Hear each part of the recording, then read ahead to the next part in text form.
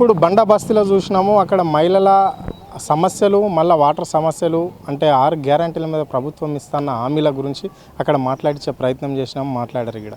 So ఇప్పుడు మనం అల్వాల్లోని అర్జన్ బస్తీలో మనం ఉన్నాము. ఇప్పుడు ఇక్కడ కొంతమంది మహిళలు ఉన్నారు, వాళ్ళని కూడా అడిగి తెలుసుకునే ప్రయత్నం అయితే చేద్దాం. అమ్మ చెప్పండి అమ్మ, ఏంది మీ చేతిలో ఏదో పేపర్ పట్టుకొని వచ్చారు ఇక్కడ? ఇది వాటర్ బిల్ సార్.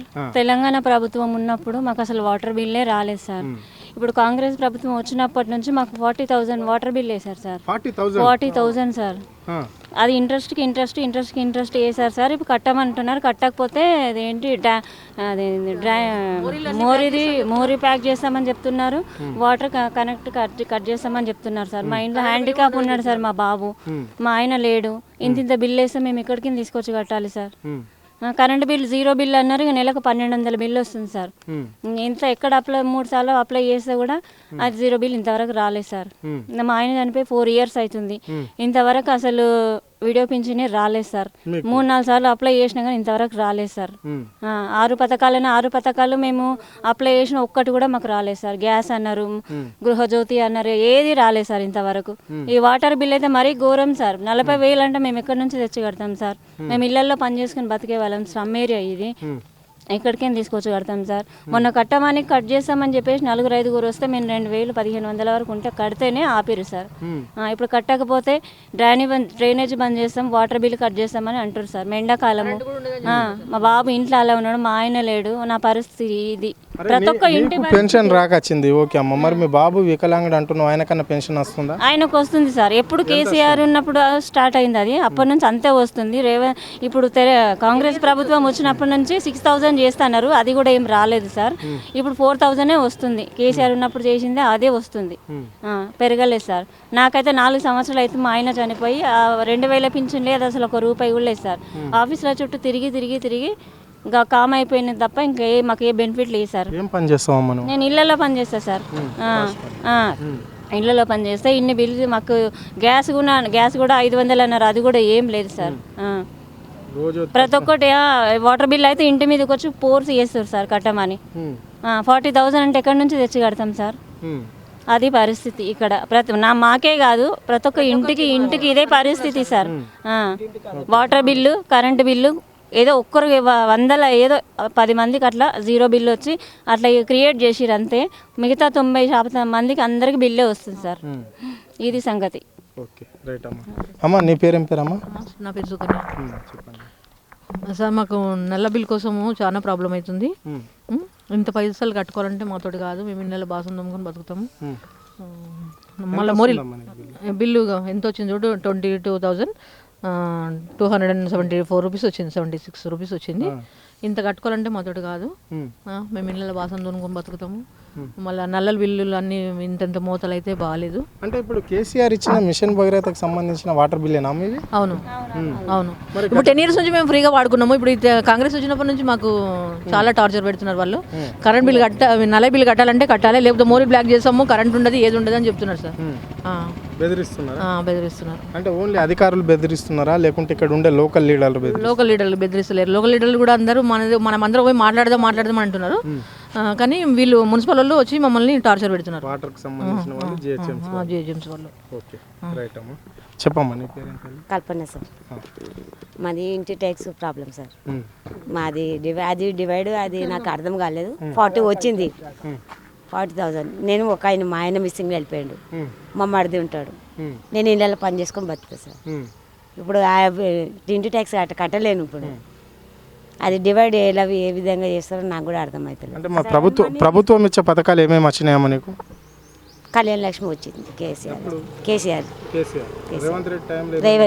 రేవంత్ అన్న ఉన్నాడు అప్పుడు.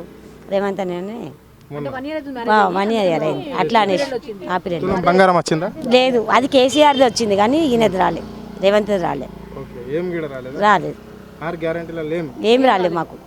ఇల్లు అని రాసారు, అది ఆడ రాసినాము, ఈడ రానేలేదు ఫోటో తీసుకోనికి. ఏం రాలేదు సార్ మాకైతే. చెప్పమ్మా. నా పేరు లీలావతి సార్. మాకు నల్ల బిల్లుల కోసం చాలా ప్రాబ్లం అవుతుంది. కేసీఆర్ సార్ ఉన్నప్పుడు మాకు మాఫీ అన్నారు, మరి రేవంత్ అన్న వచ్చినాక మాకు నల్ల బిల్లులు ఎందుకు పంపిస్తే మేము ఇప్పటి నుంచి కడతాం, కానీ మా బాకాయి మొత్తం బ్యాలెన్స్ మొత్తం మాకు మాఫీ చేస్తే మేము ఇప్పటి నుంచి కడతాం, రెగ్యులర్గా కడతాం.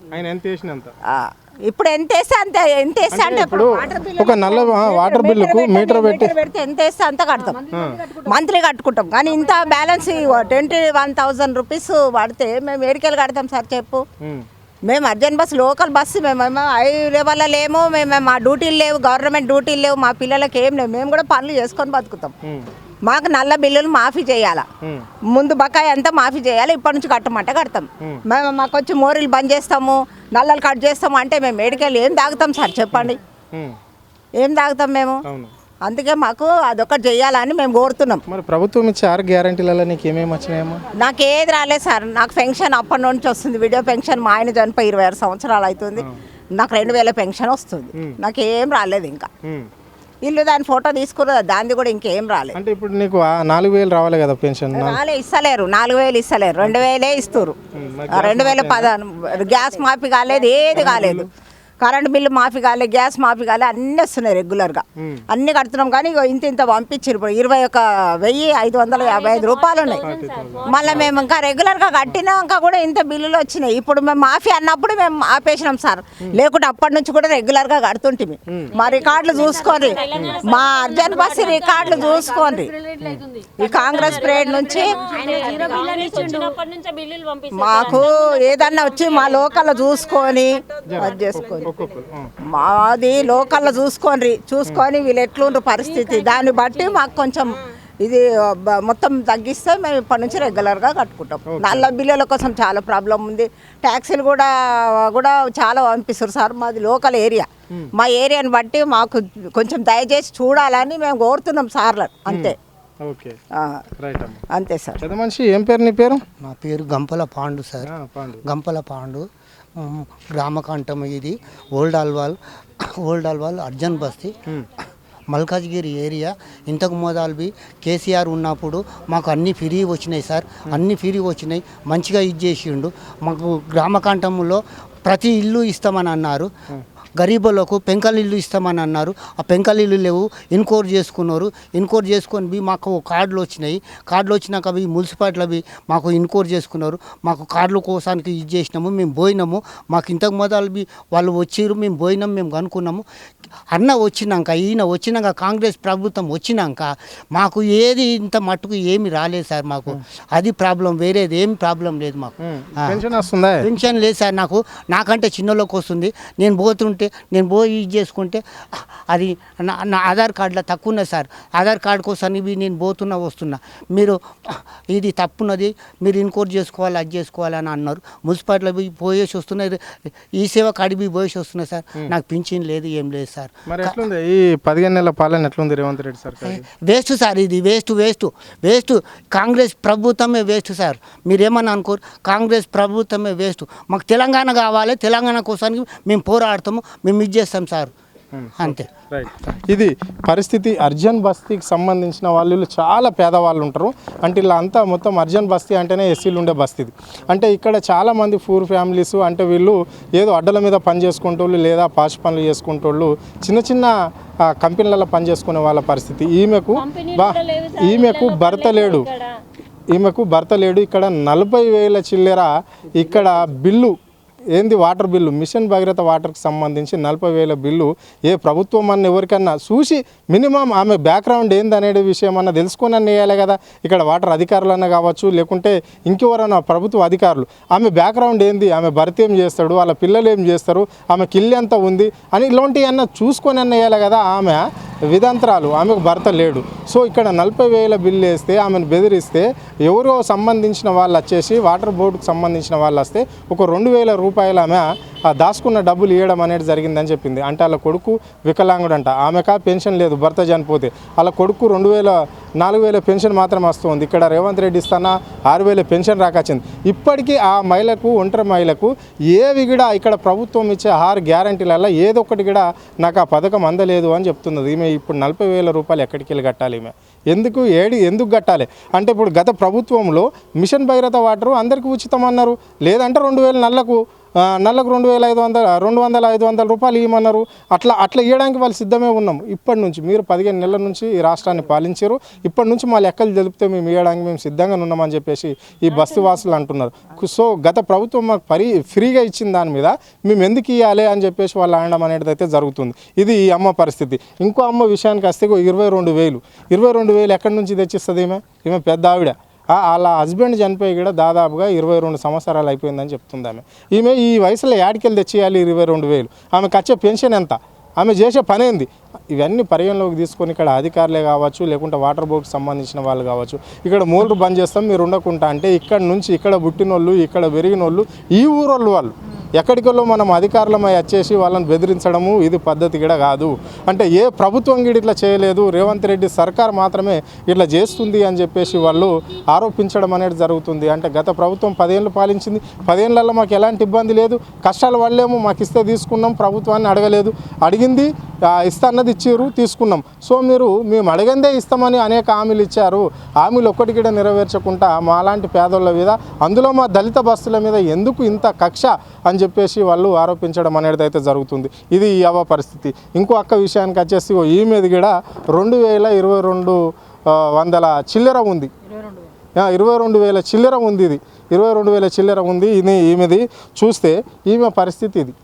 అంటే ఈమె ఏం చేసుకొని ఇళ్ళల్లో పని చేసుకొని పని చేసుకొని బతికేటోళ్ళు ఈ బస్తీ వాళ్ళు అంతా. అంటే దళితులు అంటేనే కూలీ నాలి ఏదో చిన్న పనులు చేసుకొని బతికేటోళ్ళు.